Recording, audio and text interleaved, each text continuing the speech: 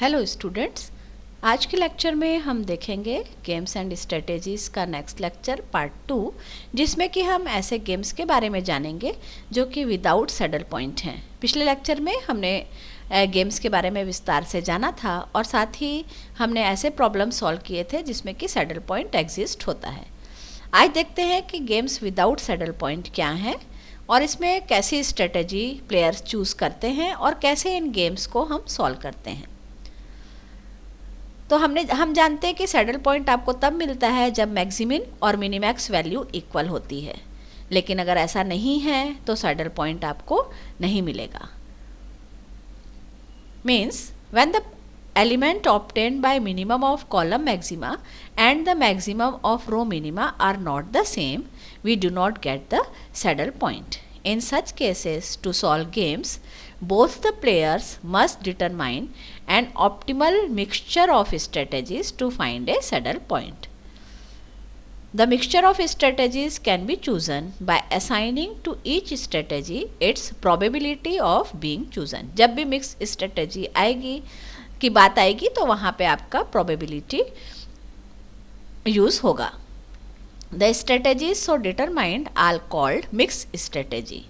Since they are probabilistic combination of available choice of strategy, the expected payoff to a player in a game with arbitrary payoff matrix Aij of order m cross n is defined as E of pq equal to summation I equal to 1 to m summation j equal to 1 to n pi aij qj.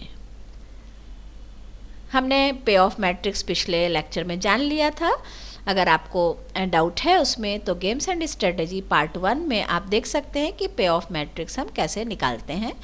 तो पे of matrix किसी player का अगर game में हमको मालूम है, अगर AIG है तो m क्रॉस n ऑर्डर के लिए हम एक्सपेक्टेड पे ऑफ को गेम्स विदाउट सैडल पॉइंट के लिए डिफाइन इस तरह से कर सकते हैं, जहाँ पे P और Q जो हम ले रहे हैं ये है आपके P and Q denote the mix strategy for player A and B respectively.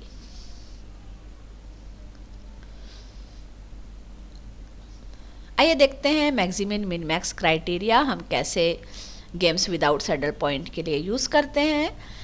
Let us consider a m cross n game without saddle point. Let P1, P2 and so on Pm be the probabilities with which player A will play his moves A1, A2 and so on Am respectively, and let Q1, Q2 and so on Qn be the probabilities with which player B will play his moves B1, B2 and so on Bn respectively. Obviously Pi is greater equal to 0 for I equal to 1 to m, Qj is greater equal to 0 for j equal to 1 to n, and P1 plus P2 plus and so on plus Pm equal to 1, Q1 plus Q2 plus and so on plus Qn equal to 1. तो हम एक ऐसा game m cross n consider कर रहे हैं जिसमें saddle point नहीं है, मीन्स मैक्सिमिन और मिनिमैक्स वैल्यू इक्वल नहीं है, और वहाँ पर हम ले रहे हैं प्लेयर A के लिए कि A जब A1 अपना स्ट्रेटेजी यूज़ कर रहा है या मूव कर रहा है A1 से तो उस समय उसकी प्रोबेबिलिटी P1 है. A अगर A2 स्ट्रेटेजी चूज़ कर रहा है तो प्रोबेबिलिटी P2 है and so on. Similarly B अगर अपनी स्ट्रेटेजीज चूज़ कर रहा है B1 तो उसकी प्रोबेबिलिटी Q1 है. B2 चूज़ कर रहा है तो प्रोबेबिलिटी B2 है and so on. Obviously Pi और Qj दोनों ग्रेटर इक्वल टू 0 होंगे. साथ ही साथ हम जानते हैं जो भी प्रोबेबिलिटीज़ होंगी जो कि प्लेयर चूज़ कर रहे हैं उनका सम हमेशा 1 होता है. तो P1 plus P2 plus and so on Pm equal to 1. Similarly Q1 plus Q2 plus and so on Qn equal to 1 होगा. और expected payoff function for player A हो जाएगा EPQ equal to summation of I equal to 1 to m summation of j equal to 1 to n Pi Aij Qj. अब maximin minimax criteria use करेंगे for player A. V under bar equal to maximum of P minimum of Q E of PQ equal to maximum of P minimum of J summation I equal to 1 to m Pi Aij से हम इसको denote कर सकते हैं player A के लिए value of game. Maximum P minimum J summation I equal to 1 to m, इसको अलग अलग हमने कर लिया, PI AI1 summation I equal to 1 to m PI AI2 and so on. Here minimum of summation of I equal to 1 to m Pi Aij denotes the expected gain. ये हमारा बता रहा है expected gain to player A when player B uses his jth pure strategy. Probability into जो B जो strategy choose कर रहा है उसके कॉरस्पॉन्डिंग आपका जो पे ऑफ आपको दिया गया है.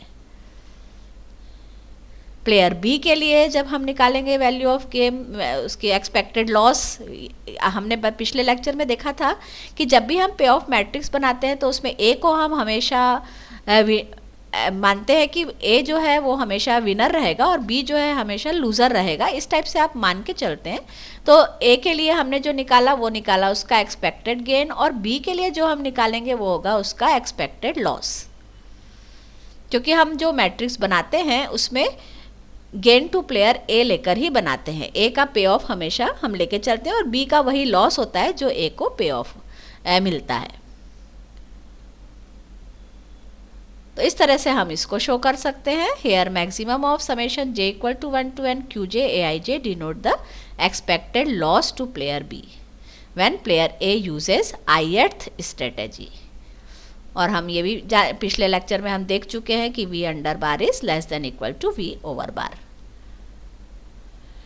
For pair of strategy order pair PQ for which V under bar equal to V over bar is called a saddle point of E of PQ.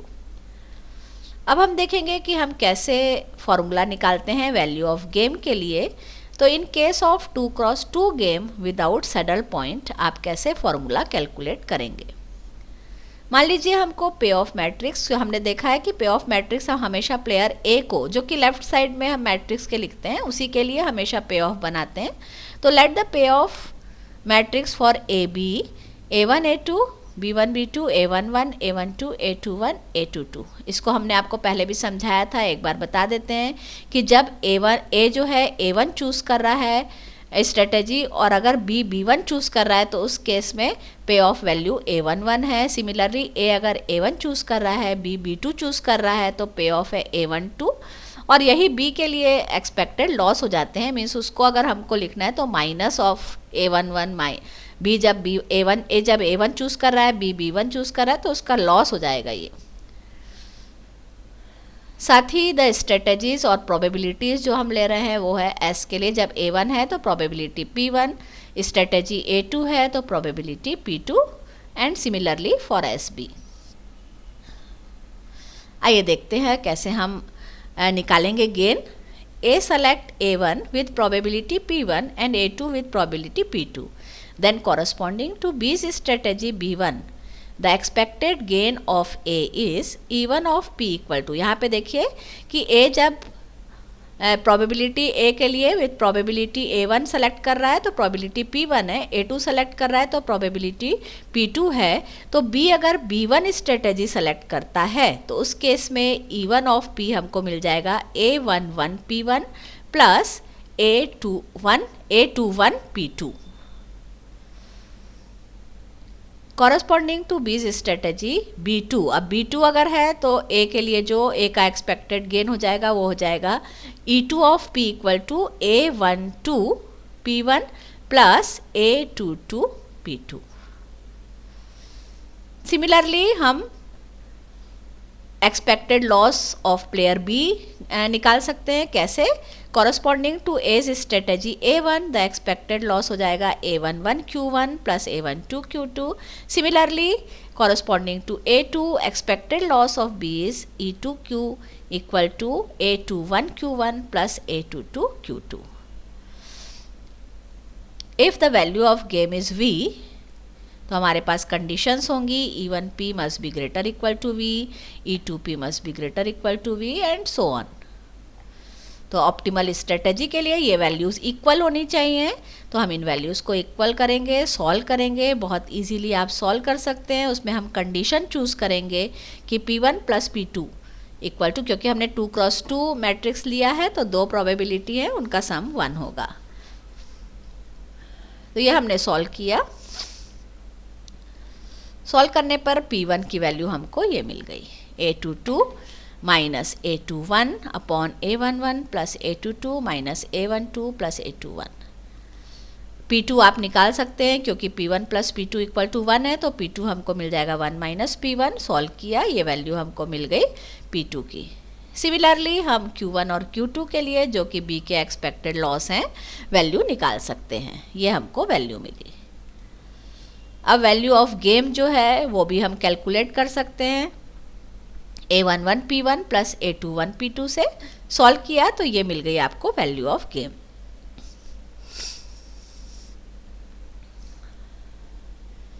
These formula are used frequently in solving games without saddle point। तो जब भी हमको game solve करने हैं जिसमें कि saddle point नहीं है, तो हम इन फॉर्मूले की हेल्प से उनको सॉल्व कर सकते हैं। आइए कुछ क्वेश्चन देखते हैं। In a game of matching coins with two players, suppose A wins 1 unit of value when there are two heads। तो एक गेम है जिसमें कि कॉइन्स मैच करने हैं, दो प्लेयर हैं। ए 1 यूनिट जीतता है, ऐसा मान सकते हैं आप उसको। 1 यूनिट वैल्यू मतलब कि 1 रुपये या इस टाइप से जो भी 1 यूनिट की वैल्यू हो सकता है, वहाँ पे कुछ फिक्स्ड हो वो। When there are two heads, कब? जबकि उसके दोनों हेड आए। B wins A wins 1 unit of value when there are two heads, wins nothing। A कुछ भी नहीं जीतता when there are two tails, and loses half unit of value when there are one head and one tail। Determine the payoff matrix, the best strategy for each player and the value of game to A। तो सबसे पहले हमको पे of matrix बनाना है। पे of matrix बनाने के लिए आप देख रहे हैं कॉइन है तो हेड टेल आप दोनों साइड में बनाएंगे। यहाँ प्लेयर ए रहेगा, ऊपर दूसरा प्लेयर जो भी हो, हेड टेल कॉइन में। अब ए 1 यूनिट वैल्यू जीतेगा जब दो हेड हैं, तो यहाँ पे हेड और हेड जहाँ है वहाँ पे जो वैल्यू हमको मिलेगी वो है 1। Wins nothing when there are two tails, तो दो टेल जहाँ हैं उसके कॉरस्पॉन्डिंग वैल्यू हो जाएगी 0। वैसा ही बनाते जाइए आपको जैसा क्वेश्चन दिया है। Loses half unit of value when there are 1 head and 1 tail. Head tail दो जगह आपको मिल रहा है, टेल हेड दो जगह। तो क्योंकि ये लूज कर रहा है तो हमने यहाँ पे लिखा -1/2 -1/2। आपको समझ में आ गया होगा पे ऑफ मैट्रिक्स बनाना। पे of matrix banana he main है। अब यहाँ पे आप जब देखेंगे मैक्सिमिन और मिनीमैक्स वैल्यू निकाल के तो इक्वल नहीं आएगी, सैडल पॉइंट नहीं है, तो मिक्स स्ट्रेटेजी यूज़ करेंगे। प्लेयर ए के लिए हम P1 की वैल्यू फॉर्मूले से निकाल सकते हैं। P1 आपको मिल जाएगा तो P2 1 माइनस P1 करके आप निकाल सकते हैं। ऐसे ही दूसरे प्लेयर के लिए फिर से हमने फॉर्मूला लगाया और Q1 निकाल लिया। Q2 हम 1 माइनस Q1 से निकाल सकते हैं, तो ये वैल्यू हमको और मिल गई P2 और Q2 की। एक्सपेक्टेड वैल्यू ऑफ गेम हमने फॉर्मूले में फिर से वैल्यूज़ रख दी, जो कि हमको मिला -1/8, और यही हमारा आंसर होगा। तो पे ऑफ मैट्रिक्स बनाना ही आपको थोड़ा सा समझना है, बाकी बहुत इजीली फॉर्मूला अगर आपको ध्यान है तो उसको आप सॉल्व कर सकते हैं। एक और क्वेश्चन देखते हैं। 2 players A and B match coins if the coins match। if the coins match मतलब कि हेड के साथ हेड या टेल के साथ टेल, दोनों केस हो सकते हैं। Then A wins 2 unit of value, तब उसको 2 यूनिट ऑफ वैल्यू मिलेगी। ये वैल्यू आपकी जो भी डिसाइड होगी उसके हिसाब से होगी। If the coins do not match, अगर कॉइन मैच नहीं होते मतलब हेड टेल आ गया या टेल हेड आ गया, then B wins 2 unit of value, तो B जीत जाएगा 2 यूनिट।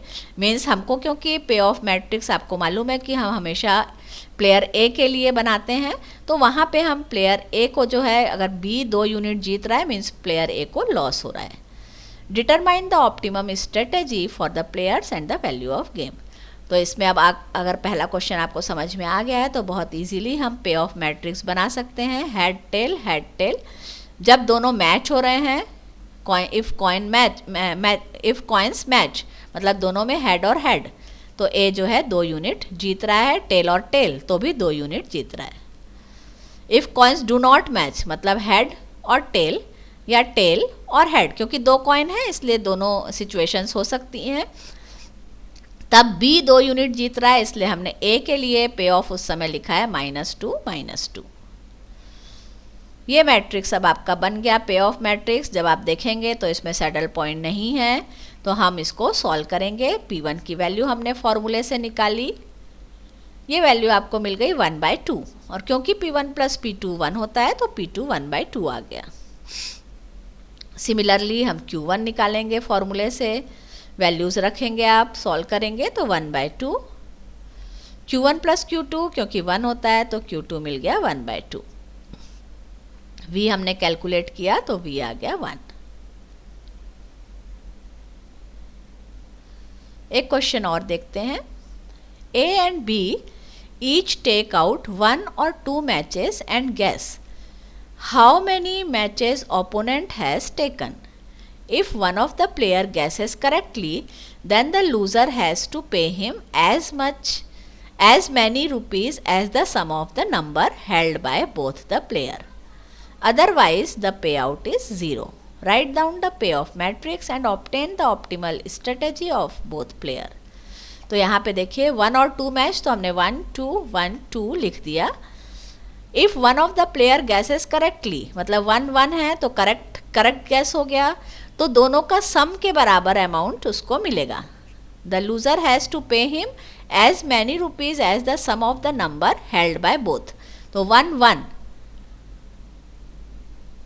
करेक्ट गैस अगर हो गया तो मिलेगा 2 रुपीज़। अब 1 और 2 तो करेक्ट गैस नहीं हुआ तो हो जाएगा पे आउट इज 0 हो गया। 2 और 1 मैच नहीं हुआ, 0। 2 और 2 मैच हो गया तो उनका सम दोनों के सम के बराबर, मतलब हो जाएगा 4। 2 + 2 4। क्लियर हो गया होगा आपको क्वेश्चन। जब हमको 2 × 2 मैट्रिक्स मिल गया तो अब इसको इजीली हम P1 P2 Q1 Q2 और वैल्यू ऑफ गेम निकाल सकते हैं। हमने P1 निकाला, P1 + P2 1 होता है तो उससे आपको P2 मिल गया। Q1 निकाला, Q1 + Q2 फिर 1 होता है तो उससे आपको Q2 मिल गया, और वैल्यू ऑफ गेम के लिए हमने फॉर्मूला अप्लाई किया तो एक्सपेक्टेड वैल्यू ऑफ गेम हमको 4/3 मिल गई। ये कुछ रेफरेंसेस हैं जो हमने यूज़ किए।